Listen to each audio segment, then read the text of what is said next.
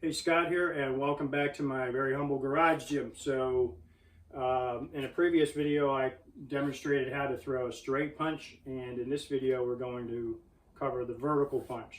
So I didn't mention in that last video that the straight punch is more of a follow-up technique, mainly going to the midsection of your opponent. So you might be avoiding a strike coming at you or whatever, or you've already thrown a punch. So it might look something like you throw a vertical punch and then follow up with a straight punch to the body. So we're going to cover the vertical punch now, which is more of a lead technique. So as we're starting out, practicing from our horse stance, hands in chamber. So we push the elbow out in front of that hip, in front of the shoulder. And as we're coming out, we're also angling the forearm to an upward angle. And about halfway through, we rotate. And right at the last second, we extend those knuckles forward. We want to strike with the big two knuckles again. There's more support, more bone support behind those two big knuckles, so that'll help prevent you from breaking your hand by striking with your big two knuckles in case you hit a solid surface. So again, it comes out. I'll work on the left hand. Again, it comes out, rotate, extend. Now as you finish the punch, you don't want to have your elbow locked out. You don't want to hyperextend it. You don't want to hyperextend your shoulder at the same time. So you always want to finish your strike with a slight bend in the elbow. Give yourself enough room when you're training on the heavy bag to actually still penetrate the bag, but don't be too far away that you're just tapping the edge of the bag. So you always want to be striking through your target rather than right at your target.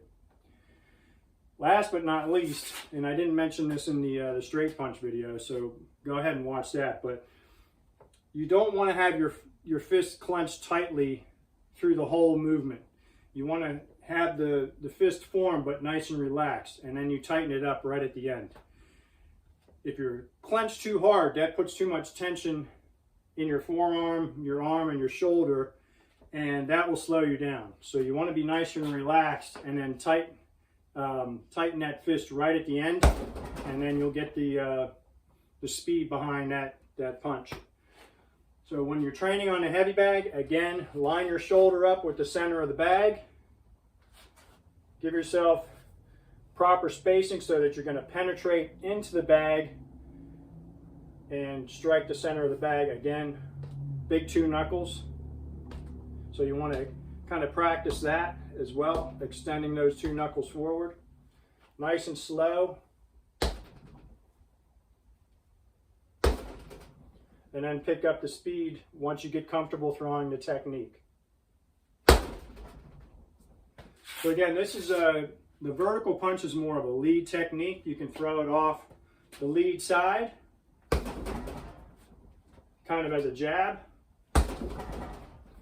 Or you can still throw it pretty quickly as long as you've got pretty good spacing and you can get a little bit of element of surprise. You can throw it off the reverse side and you'll have a lot more power. Especially if that's your strong hand. So that's your vertical punch. Again, start off in chamber, nice good chamber. Extend the elbow forward directly in front of your hip, lined up with your shoulder and your upper arm with your forearm. Keep everything lined up. Angle the forearm upward, rotate, and then extend those big two knuckles. And that's your vertical punch. So thanks for watching. Check out the website, scottallencole.com, and we'll see you down the road.